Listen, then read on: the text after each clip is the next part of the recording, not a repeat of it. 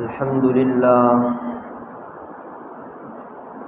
لله نحمده ونستعينه ونستغفره ونؤمن به ونتوكل عليه ونعوذ بالله من شرور أنفسنا ومن سيئات أعمالنا من يهده الله فلا مضل له ومن يضلله فلا هادي له ونشهد أن لا إله إلا الله وحده لا شريك له ونشهد أن سيدنا وسندنا وحبيبنا ومولانا محمدا عبده ورسوله الذي أرسل بالحق بشيرا ونذيرا وداعيا إلى الله بإذنه وسراجا منيرا أما بعد فأعوذ بالله من الشيطان الرجيم بسم الله الرحمن الرحيم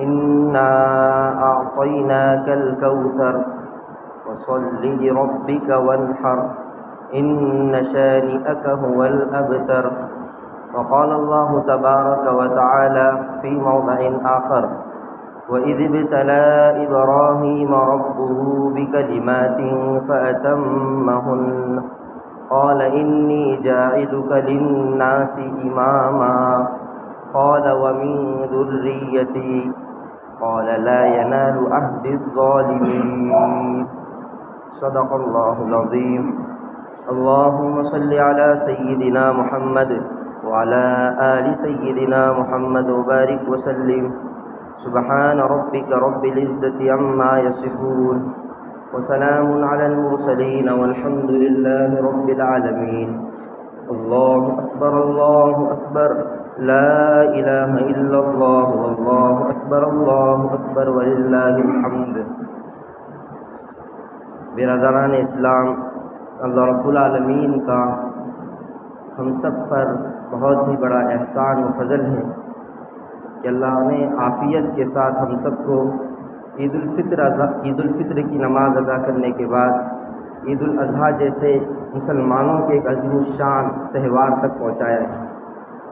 یاد رکھیں، آج مسلمانوں کو کچھ غلط فہمیاں ہو گئی ہیں، اس لیے وہ سال میں مختلف تہوار بنانے کے چکر میں اپنا مال ضائع کر رہے ہیں۔ میں صاف لفظوں میں کہوں، اگر آپ تھوڑا غور کریں تو آئے دن ہمارے مسلمان خود اپنا برتھ ڈے منانے کے لیے، اپنے بچوں کا برتھ ڈے منانے کے لیے ایسے پروگرامات کا انتخاب کر رہے ہیں اور انعقاد کر رہے ہیں جس کی شریعت میں کوئی حیثیت نہیں ہے، دور دور تک شریعت سے وہ چیز ثابت نہیں ہے۔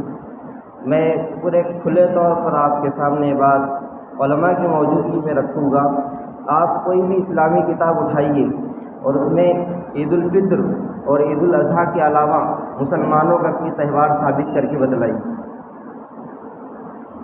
ہرگز کوئی ثابت نہیں کر سکتا۔ ہاں، یہ بات ہے کہ کوئی خوشی کا موقع ہے اور کوئی غمی کا موقع ہے، جیسے شادی مسلمانوں کے لیے خوشی کا موقع ہے، جی اسی طریقے سے کسی کا انتقال ہو جائے تو غمی کا موقع ہے، لیکن اس کی ہدایات دی گئی ہے۔ جیسے کسی کا انتقال ہو جائے تو انتقال کے موقع پر یہ اگر مرنے والا مرد ہے تو عورت کے لیے 10 دن 4 مہینے 10 دن کا سوگ ہوتا ہے، جسے عدت کے دن کہتے ہیں۔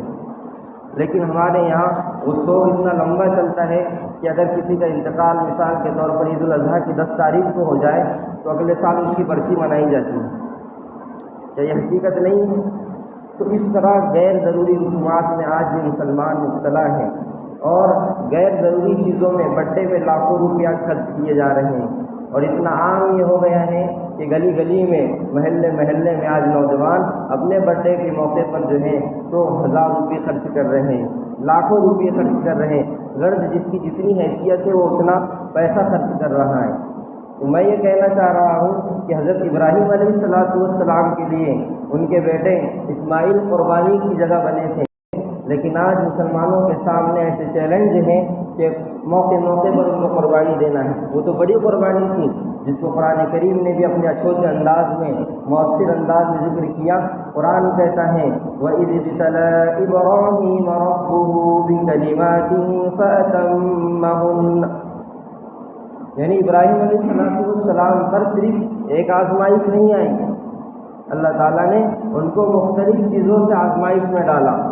بچپن ہی سے ابراہیم علیہ السلام کو جو ہے تو مختلف حالات سے گزرنا پڑا، مختلف آزمائش سے آپ کو گزرنا پڑا، تب جا کر آج ان کی یادگار باقی ہیں، اور موقع موقع پر عید الاضحیٰ کے آنے سے پہلے ان کو یاد کیا جاتا ہے، اور یہ قرآن کا حکم ہے۔ وَإِذِ ابْتَلَىٰ إِبْرَاهِيمَ رَبُّهُ بِكَلِمَاتٍ فَأَتَمَّهُنَّ، اس میں یہ بتایا جا رہا ہے، یاد کیجیے ابراہیم علیہ السلام کی قربانیوں کو کہ اللہ رب العالمین نے آپ کو آزمائش میں ڈالا، اور مختلف طرح کی وہ آزمائشیں ہیں۔ بچپن ہی سے جو ہے تو ابراہیم علیہ السلام کو ان کے والد آزر نے گھر سے نکال دیا۔ یہ تفصیلی واقعات ہیں، اگر میں ان واقعات میں جاؤں گا تو 1 گھنٹہ چاہیے، ہمارے پاس وقت مختصر ہے، لیکن سب سے اہم جو چیز ہے وہ قربانی اس موقع پر بتائی جاتی ہے۔ تو اللہ تعالیٰ نے حضرت ابراہیم علیہ السلام کو مختلف حالات سے گزارا اور مختلف آزمائش اور امتحانات سے گزارا۔ جب وہ سارے امتحانات سے کامیاب ہوئے تو قرآن نے یہ لفظ استعمال کیا فَأَتَمَّهُنَّ، کہ ہم نے آپ کا امتحان لیا، مختلف آزمائش نے آپ کو ڈالا اور آپ اس میں مکمل اترے۔ آج قربانی کے حوالے سے جو مشہور واقعہ ہیں اس کا تذکرہ کیے بغیر آگے بڑھنا بھی نامناسب ہے۔ کیا واقعہ ہوا؟ واقعہ یہ ہوا، دیکھیے حضرت ابراہیم علیہ السلام اور اسماعیل علیہ السلام کے درمیان جو ایک انقلابی واقعہ، دنیا کو ایک بڑا میسیج اور پیغام دینے والا واقعہ پیش آیا، وہ یہ ہے کہ اللہ کے حکم پر اپنی خواہشات کو قربان کرنا۔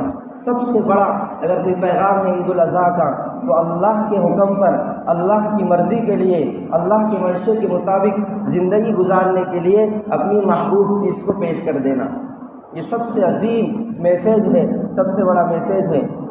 اللہ رب العالمین نے حضرت ابراہیم علیہ السلام کو بڑھاپے کی عمر میں اسماعیل علیہ السلام کی شکل میں لخت جگر اور نور نظر عطا فرمایا۔ ایک بڑھاپے کا عالم تھا، حضرت ابراہیم علیہ السلام اس کی پلاننگ بنا رہے تھے کہ اب یہ بیٹا میرے بڑھاپے کا سہارا بنے گا، میرے بڑھاپے کی لاٹھی بنے گا، جب مجھے ضرورت ہوگی اس کی تو میں اس سے کام لیا کروں گا۔ علماء نے کتابوں میں لکھا ہے اب ابراہیم علیہ السلام اپنے اسماعیل کے لیے پلاننگ بنا رہے ہیں کہ اب یہ بیٹا جو ہے تو میرے ہاتھ بنے گا، میرا بازو بنے گا۔ اب اللہ کا حکم آ گیا کہ اسی بیٹے کو کیا کرو، ہمارے لیے ذبح کرو۔ اب بالکل پریشانی نہیں، بالکل جو ہے تو اللہ تبارک و تعالیٰ کے حکم کو دوسرے درجے میں رکھنے کی کوئی تیاری نہیں۔ جیسے ہی آپ نے خواب دیکھا، قرآن کہتا ہے قال انی ارى فی المنام انی اذبحک فانظر ماذا ترى، یہ خواب دیکھا، پھر اس خواب کا تذکرہ اپنے بیٹے اسماعیل علیہ السلام کے سامنے کیا کہ بیٹے میں نے خواب دیکھا ہے، اور تو جانتا ہے کہ نبیوں کا خواب جو ہے وہ جھوٹا نہیں ہوتا۔ ابو آپ نے خواب میں کیا دیکھا؟ بیٹے خواب میں میں نے یہ دیکھا کہ میں تجھے ذبح کر رہا ہوں، میں تجھے ذبح کر رہا ہوں۔ تو بیٹا بھی کوئی معمولی بیٹا نہیں تھا، آج کے جیسا ہمارے جیسا کوئی بیٹا نہیں تھا۔ بیٹے نے فوراً کہا قال یا ابت افعل ما تؤمر ستجدنی ان شاء اللہ من الصابرین، ابا جی آپ اللہ کا جو حکم آپ کو ہوا ہے آپ اس کو کر گزریے، انشاءاللہ آپ مجھے صبر کرنے والوں میں سے پاؤں گے۔ علماء نے اس آیت کی تفسیر میں لکھا ہے کہ بیٹا اسماعیل اپنے ابو کو جو ترغیب دے رہا ہے کہ ابو کہیں ایسا نہ ہو کہ جب آپ مجھے ذبح کرنے کے لیے چھری چلائیں تو وہ باپ کی محبت جاگ جائے اور آپ اللہ کے حکم کو پورا کرنے سے رک جائیں، اس لیے آپ اپنی آنکھوں پر پٹی باندھ دیجیے۔ یہ ابھی تو جوانی کی دہلیز پر قدم رکھنے والے تھے، لیکن اللہ کے حکم کو پورا کرنے کے لیے ایک بیٹا اپنے باپ کو یہ ترغیب دے رہا ہے۔ دوسری حدیث کی تفسیر میں یہ ہے کہ حضرت اسماعیل علیہ السلام اپنے ابو کو یہ ترغیب دے رہے ہیں کہ ابو جان اگر آپ مجھے ایسے ہی کھلے انداز میں کھلے طور پر ذبح کریں گے تو کہیں ایسا نہ ہو کہ ذبح کرنے کی وجہ سے خون کے قطرے جو تو میرے کپڑوں پر اڑے، اور یہی کپڑے جب میرے والدہ کے پاس پہنچیں گے تو وہ افسوس کے مارے روئے گی۔ اس لیے آپ سے درخواست یہ ہے کہ آپ میرے ہاتھ پیر کو باندھ دیجئے اور پھر مجھ کو ذبح کیجیے۔ کیونکہ ابراہیم علیہ السلام نے اپنے اسماعیل کو ذبح کرنے کے لیے اپنی بیوی کو اطلاع نہیں دیے تھے. اگر بیوی کو اطلاع دیتے تو جانے دیتی آگے؟ نہیں جانے دیتی. اس لیے خاموشی سے ایک سفر پر ہم کو جانا ہے، یہ اطلاع دے کر اپنے گھر سے اسماعیل علیہ السلام کو لے گئے تھے. اب انشاءاللہ من الصابرین تو کہہ دیا. پھر دیکھیے اللہ تعالیٰ نے یک لخت پورے منظر کو پلٹ دیا. حضرت ابراہیم علیہ السلام پوری تیاری میں ہیں، چھری ادھر تیز کی ہوئی ہیں، آنکھوں پر پٹی بھی باندھ لی گئی ہیں، بیٹے کو ذبح کے لیے لٹا دیا گیا. اب بالکل تیاری ہے کہ ایک باپ اور ایک بیٹا اللہ کے حکم کو پورا کرنے کے لیے ایک انقلابی قربانی دے رہے ہیں، ایک ایسی قربانی دے رہے ہیں کہ ایسی قربانی دنیا میں کسی سے نہیں مانگی گئی. اگر اللہ کا منشا یہ ہوتا تو یہاں اذبح کا لفظ نہیں ہوتا، ذبحت کا لفظ ہوتا. یہ بیٹے میں نے خواب میں جس کو ذبح کر دیا، اگر یہ ذبح کر دینے کا خواب ہوتا تو یقیناً ابراہیم اسماعیل کو ذبح کر چکے ہوتے. لیکن لفظ یہ ذکر کیا گیا انی اذبح کا، میں دیکھ رہا ہوں کہ میں تجھے ذبح کر رہا ہوں، کیا نہیں. تو اللہ بھی نہیں چاہتے تھے کہ ذبح کرے. اگر اللہ یہ چاہتے تھے، اللہ کا منشا یہ ہوتا کہ ایک باپ اپنے بیٹے کو ذبح کرے، تو میرے بھائیوں آج شاید ہم میں اور تم میں یہاں کوئی موجود نہ ہوتا. اگر قربانی بیٹے کی مطلوب ہوتی اور ابراہیم علیہ السلام اپنے بیٹے اسماعیل کو ذبح کر چکے ہوتے تو پھر ہر سال جو ہے تو باپ کو اپنے بیٹے کی قربانی دینی ہوتی، اور یہ ایک کھلی بات ہوتی کہ اگر ہر سال ایک بیٹا ذبح ہوتا تو شاید میں اور آپ یہاں موجود نہ ہوتے. لیکن اللہ کا منشا یہ نہیں تھا. اللہ کا منشا یہ تھا کہ ابراہیم کے بعد بھی جب بھی ہم اپنے بندوں سے مطالبہ کریں قربانی مانگنے کا، قربانی مانگے تو یہ ہمارے بندے ہمارے لیے قربانی دیا کریں. جیسے اسماعیل علیہ السلام اپنے ابو کے محبوب تھے تو ایک باپ سے اپنے محبوب بیٹے کی قربانی مانگی گئی. میرے بھائیوں جیسے ہم مسلمان ہیں تو ایک مسلمانوں سے محبوب نیند کی قربانی مانگی گئی، محبوب تجارت، محبوب کاروبار کی قربانی مانگی گئی کہ جب نماز کا وقت ہو جائے تو ساری نیندوں کو آپ پرے رکھیں، ساری نیندوں سے جاگ جائے. آپ کو اپنی نیند کتنی بھی محبوب ہو، مسجد سے اذان کی آواز بلند ہو جائے، اللہ اکبر اللہ اکبر، اللہ بڑے ہیں، تو مسلمان وہ ہیں جو اپنی نیند کو جو ہے تو پرے کرے اور مسجد میں آ جائے. تجارت کا موقع ہو، اپنی دکانوں پر ہو، اپنی گاڑیوں پر ہو، اور اذان ہو جائے، نماز کا وقت ہو جائے تو ہم سے یہ قربانی کا مطالبہ کیا گیا کہ اب اپنی تجارت کو سائڈ میں کریں.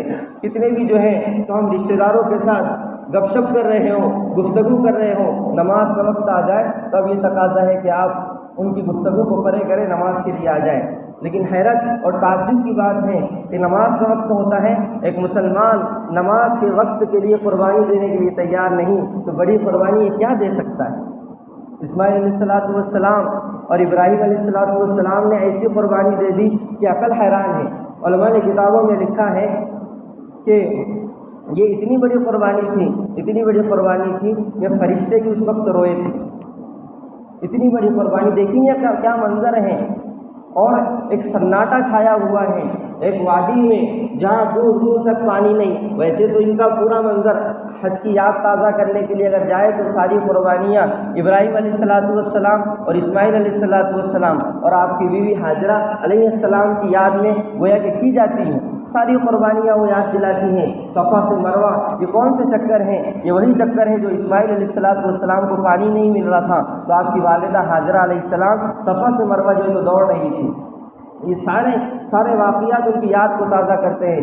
لیکن یہ قربانی ہمیں ایک پیغام دیتی ہیں، ایک میسیج دیتی ہیں، اور مسلمانوں کو جگانے کے لیے ایک آواز دیتی ہیں کہ اللہ کے حکم پر جو ہے تو سب کچھ قربان کر دینا چاہیے.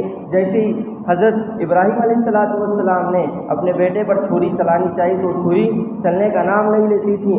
اللہ نے یک لخت فیصلہ بدل دیا، اور قرآن جس کو بیان کرتا ہے فلما اسلما وتلہ للجبین ونادیناہ ای یا ابراہیم قد صدقت الرؤیا انا کذلک نجزی المحسنین. اس کا خلاصہ یہ ہے کہ جیسے ہی اللہ ابراہیم علیہ السلام نے اپنے بیٹے کو ذبح کرنے کے لٹا دیا، تیاری مکمل ہو چکی تھی، تو اللہ تعالیٰ نے یک لخت آسمان سے زمین پر ایک دمبا بھیج دیا. چھری چلی تو دیکھا، جب پٹی نکالی تو دیکھا کہ سامنے تو بیٹا پڑا ہوا ہے اور ادھر دمبا ذبح ہو گیا، جس کو قرآن نے کہا فلما اسلما وتلہ للجبین، تو کہ تم دونوں نے جب فرما برداری کا معاملہ کر دیا، یعنی ہمارا حکم آیا اور اس حکم کو تم بیٹے اور باپ نے مکمل کر دیا، تو پھر ہمارا فیصلہ یہ ہوا فلما اسلما وتلہ للجبین، تم نے جب پیشانی کے بل ان پہ لٹا دیا، پیشانی کے بل لٹا دیا گیا تھا، تو پھر کیا کہا قرآن نے فلما اسلما وتلہ للجبین ونادیناہ یا ابراہیم، اللہ نے ابراہیم علیہ السلام کا آواز دی قد صدقت الرؤیا، تم نے اپنا خواب مکمل کر دیا۔ اور یہ ہوتی ہے قربانی کہ اللہ کے منشے کے لیے، اللہ کی مرضی کے لیے سب کچھ کر گزر جائے۔ ایک نبی ہمارے لیے مثال ہوتا ہے میرے بھائیوں، ہمارے لیے رسول اللہ صلی اللہ علیہ وسلم کی زندگی سے لے کر حضرت آدم علیہ السلام کی زندگی تک، حضرت آدم سے لے کر رسول اللہ صلی اللہ علیہ وسلم تک ہزاروں واقعات ایسے ہیں کہ جو زندگی کو بہتر سے بہتر بنانے کے لیے کافی ہیں۔ رسول اللہ صلی اللہ علیہ وسلم کی زندگی ہم سب کے لیے اسوہ اور نمونہ ہے۔ رسول اللہ صلی اللہ علیہ وسلم کے لیے فرمایا لقد کان لکم فی رسول اللہ اسوۃ حسنہ، کہ حضور کی ذات میں، حضور کی زندگی میں تمہارے لیے ایک بہتر نمونہ ہے۔ لیکن دیکھیے آج مسلمان کتنی غفلت کی زندگی گزار رہے ہیں، اور معاف کریے گا اگر غفلت کی طرف نشاندہی کی جاتی ہیں، غفلت سے روکنے کے لیے علماء کی طرف سے اس طرح کی تدبیریں کی جاتی ہیں، تو آج کا مسلمان اس کو بھی برداشت کرنے کے لیے تیار نہیں ہے۔ نشہ مسلمانوں میں عام، شراب مسلمانوں میں عام، سٹہ مسلمانوں میں عام، غیبتیں مسلمانوں میں عام، رشتے توڑنا مسلمانوں میں عام، ایک دوسرے کا مال ہڑپ کرنا، ایک دوسرے کی جائیداد کو ہڑپ کرنا، یہ مسلمانوں میں عام ہو گیا۔ میرے بھائیوں، آج عید الاضحیٰ کے موقع پر اللہ یہ چاہتے ہیں کہ مسلمان دھوکہ دہی سے باز آ جائیں۔ جہاں ہم قربانی کا جانور ذبح کریں گے نا، تو ساتھ ساتھ میں ہمیں بہت ساری چیزیں ذبح کرنا ہے۔ ایک چیز تو سب سے پہلے یہ ذبح کرنا ہے کہ جب ہم قربانی کے جانور پر چھری چلائیں گے تو اس کے ساتھ ساتھ یہ جذبات بھی ہوں کہ اگر میرے اندر مال کا غرور، مال کا تکبر، مال کا گھمنڈ ہے تو میں آج اللہ کے لیے اس کو ذبح کر رہا ہوں۔ یہ نیت بھی ساتھ میں کرنا ہے۔ جانور تو ایک شکل ہے، بظاہر دیکھا جائے تو جانور کا خون نالیوں میں بہتا ہے، لیکن اس کے ساتھ ساتھ اللہ تعالیٰ زندگی کی چینجنگ چاہتے ہیں، اور یہی وجہ ہے کہ صرف جانوروں کا خون نالیوں میں بہتا ہے یا ہم اس کو دفن کرتے ہیں۔ تو بعض ماڈرن زمانے کے لوگ یہ کہتے ہیں کہ اللہ تعالیٰ کو اس سے کیا فائدہ ہونے والا، تمہارے کہنے سے پہلے اللہ نے یہ کہہ دیا کہ نہ قربانی کا خون ہم تک پہنچتا ہے، نہ قربانی کا گوشت پہنچتا ہے، تمہارے دلوں کا تقویٰ ہم تک پہنچتا ہے۔ قرآن جس کو کہتا ہے لن ینال اللہ لحومها ولا دماؤها ولکن ینالہ التقوی منکم، کہ ہرگز تمہاری قربانیوں کا خون اور گوشت ہم تک نہیں پہنچتا، پہنچنے والی چیز تو تمہارے دلوں کا تقویٰ ہے۔ اب ہم کتنے متقی ہیں، اب اس کا ایک جائزہ لینے کی ضرورت ہے۔ آج عید الاضحیٰ کے موقع پر جہاں ہم قربانی کرنے والے ہیں، تو وہیں قربانی کرنے کے ساتھ ساتھ ہم جو ہے تو اپنی جذبات کی بھی قربانی دیں، خواہشات کی بھی قربانی دیں۔ اللہ کے لیے جو بلاوا آ جائے اس پر ہم لبیک کہنے کے لیے تیار رہیں۔ یہ اصل قربانی ہے۔ ایک جانور کی شکل میں اللہ تعالیٰ نے ہم سے قربانی کا مطالبہ کیا۔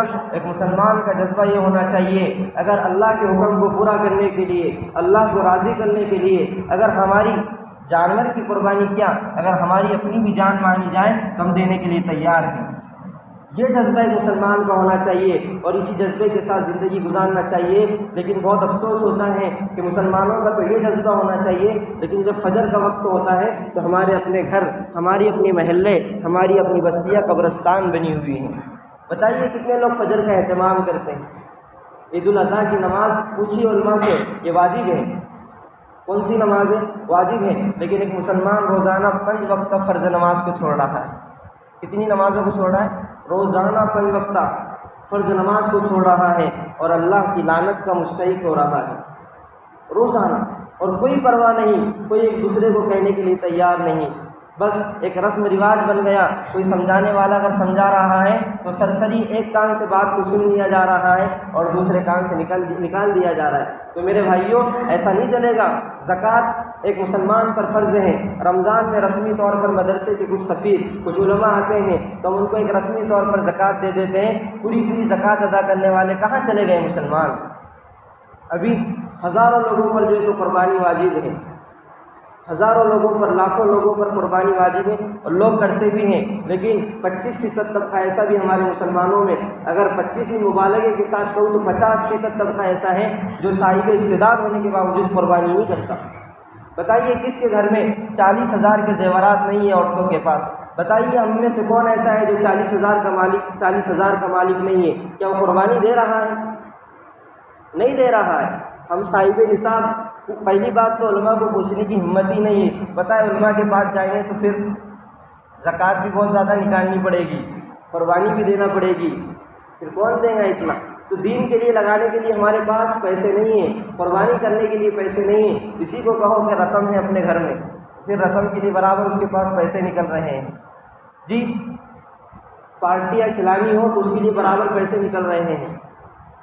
یہ محبت کی بات ہے کہ اگر اللہ تعالیٰ نے ہم کو صاحب نصاب بنایا ہے تو قربانی تو واجب ہے، اگر نہیں کرے گا تو گناہ گار ہے۔ تو واجب قربانی ادا کر کے بھی اللہ کی محبت کا ہم پیغام عام کریں، اور اللہ تعالیٰ نے استعداد نہیں دی ہے، ہم صاحب نصاب نہیں ہیں تو ساتھ ساتھ میں نفل قربانی بھی دیں۔ اور نفل قربانی اپنی طرف سے بھی دی جا سکتی ہے، گھر والوں کی طرف سے دی جا سکتی ہے، مرحومین کی طرف سے دی جا سکتی ہے۔ رسول اللہ صلی اللہ علیہ وسلم نے نفل قربانی کا ایک امت کے لیے پیغام دیا کہ حضور صلی اللہ علیہ وسلم ہر سال قربانی کیا کرتے تھے اپنے امت کی طرف سے۔ وہی نتیجہ ہے کہ آج الحمدللہ ہمارے یہاں رواج ہے، رسول اللہ صلی اللہ علیہ وسلم کی طرف سے قربانی کرنے کا ایک عام رواج ہے۔ تو میرے بھائیوں، حدیث شریف میں رسول اللہ صلی اللہ علیہ وسلم نے فرمایا کہ جس آدمی کے اندر قربانی کرنے کی استعداد ہو اور وہ قربانی نہ کرے، وہ ہماری عیدگاہ پر نماز پڑھنے کے لیے نہ آئے، ہماری عیدگاہ پر نماز پڑھنے کے لیے نہ آئے۔ اب دیکھیے ابھی بھی ہمارے پاس وقت 3 دن کا موقع ہے، ابھی تو عید کی نماز بھی باقی ہے۔ اس کے بعد دیکھ لیں علماء نے یہاں تک کہ لکھا اگر تیسرے دن عصر کے بعد کسی آدمی کے پاس کتنے پیسے آ جائیں گے، 40,000 میں حساب لگایا چاندی کے حساب سے 75 روپے گرام اگر چاندی ہے تو اس حساب سے اس آدمی پر، جس آدمی کے پاس 39,725 روپے ہے تو اس پر قربانی واجب ہو جاتی ہے۔ آپ دیکھ لیجیے، گھر پر جا کر جائزہ لیجیے تو آپ کو پتہ چل جائے گا کہ ہمارے گھر میں کتنی قربانی واجب ہو رہی ہے۔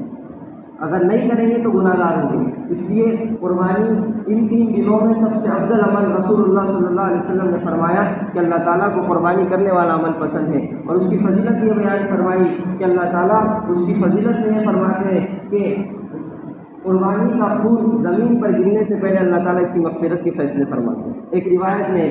دوسری روایت میں یہ ہے اللہ تبارک و تعالیٰ رسول اللہ صلی اللہ علیہ وسلم کے واسطے سے یہ فرماتے ہیں، حدیث شریف میں ہے کہ جو آدمی قربانی کرتا ہے تو قربانی کے جانور پر جتنے بال ہوتے ہیں اللہ ہر بال کے بدلے کی نیکی عطا فرماتے ہیں۔ تو میرے بھائیوں، آج اس بات نظم کریں کہ انشاءاللہ ہم قربانی کو عام کریں گے، اور عید الاضحیٰ کے موقع سے ایک پیغام یہاں سے لے کر جائے کہ آج ہمیں ہر اعتبار سے قربانی دینے کے اعتبار سے پیچھے ہیں۔ جب بات کرنے کا موقع آتا ہے ہم اتنی بڑی بات کرتے ہیں، اتنی بڑی پلاننگ لوگوں کے سامنے پیش کرتے ہیں، اگر اس پلاننگ پر عملی طور پر ہم اتر جائے تو انشاءاللہ مسلمانوں کی ترقی بہت ضرور ہے کہ ضرور جلد ہوگی۔ لیکن آج ایجوکیشن کے اعتبار سے ہم پیچھے ہیں، تعلیم کے اعتبار سے ہم پیچھے ہیں، ہر اعتبار سے پیچھے ہیں۔ میرے بھائیوں، اگر ہم تجارت کے اعتبار سے بڑے ہوئے ہیں تو ہمیں ساتھ ساتھ میں تعلیم کے اعتبار سے آگے بڑھنا ہوگا، دینی اور تربیتی تعلیمی اعتبار سے آگے بڑھنا ہوگا۔ آج اٹھا کر دیکھیے ہمارے نوجوانوں کے حالات کہ کتنے نوجوان ایسے ہمارے درمیان موجود ہیں کہ جن کو نماز کا طریقہ نہیں معلوم، جن کو دینی تعلیم کا اگر سوال کیا جائے کیا پتہ ان کو کتنی عید کی نماز پڑھی جاتی ہے، کوئی تعارف نہیں، بس ایک رسمانہ طور پر آ رہے ہیں، عید کی نماز پڑھ رہے ہیں، اس کے پیچھے کیا حقائق ہیں وہ کسی کو معلوم نہیں۔ اس کی سب سے بنیادی وجہ یہ ہے کہ دینی تعلیم کا جو ذوق ہمارے درمیان ہونا چاہیے وہ ذوق ختم ہوتے جا رہا ہے۔ اس لیے میرے بھائیوں، ہم جو بھی دینی پیغام دینے کا موقع ہو تو سب سے پہلے سے مقدم رکھیں علم کو۔ رسول اللہ صلی اللہ علیہ وسلم نے ایک جگہ علماء نے کتابوں میں لکھا ہے کہ اگر ایمان کے بعد سب سے بڑی دولت اللہ تعالیٰ نے دی ہے تو وہ علم ہے، علم۔ اور علم ایجوکیشن کے اعتبار سے بہت پیچھے ہیں، دھیرے دھیرے بڑھ رہے ہیں۔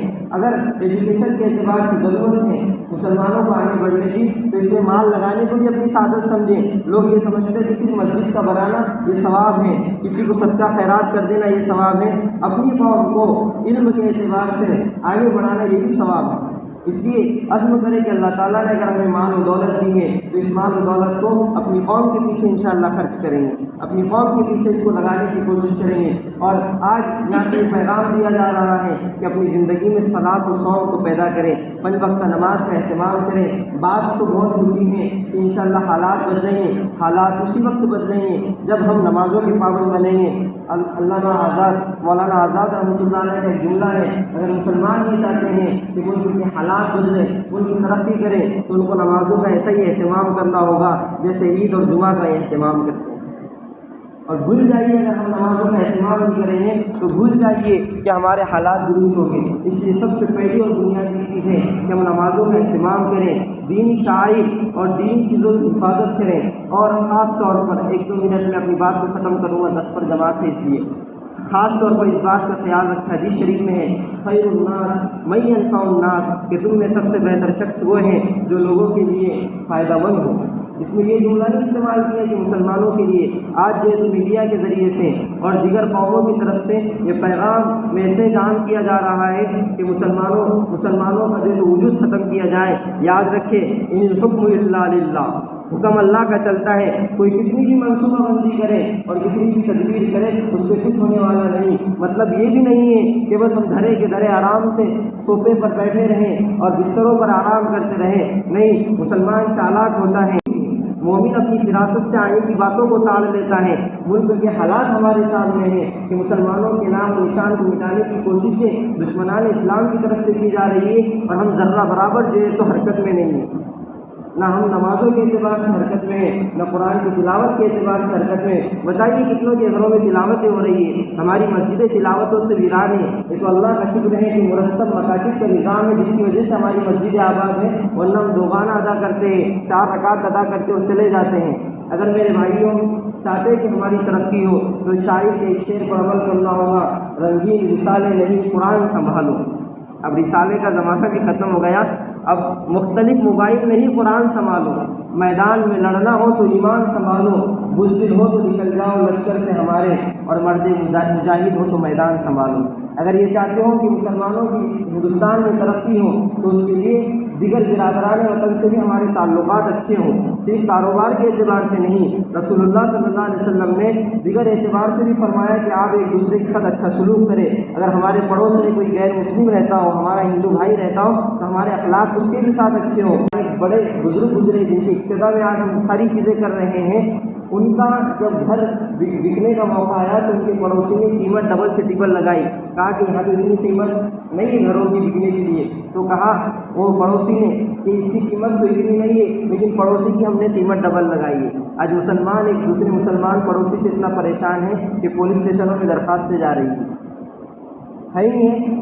وہاں سے بھی اگر معاملہ سالو نہیں ہو رہا ہے تو کیا کیا جا رہا ہے، گھر بیچ کے بیچارہ چلے جا رہا ہے۔ تو اگر مسلمانوں کے حالات ایسے بدترین ہو جائیں گے میرے بھائیوں، تو ہم کیا اسلام کو عام کریں گے؟ اس لیے یہ بات ذہن میں رکھیں کہ اسلام اخلاق سے پھیلا ہے، اسلام اخلاق سے پھیلا ہے، دین اخلاق سے پھیلا ہے۔ امید کرتے ہیں کہ انشاءاللہ عید الاضحیٰ کے اس مبارک موقع پر ہم جو باتیں اور جو ہدایت دی جا رہی ہے اس پر عمل کرنے کی کوشش کریں گے۔ اللہ تعالیٰ سے دعا ہے کہ اللہ تعالیٰ ہم سب کو کئی سنی باتوں پر عمل کی توفیق عطا فرمائے، عافیت کے ساتھ عید الاضحیٰ ہم سب کو ادا کرنے کی توفیق عطا فرمائے۔ وآخر دعوانا الحمد للہ رب العالمین۔ اب نماز عید کا طریقہ انشاءاللہ بتائیں گے۔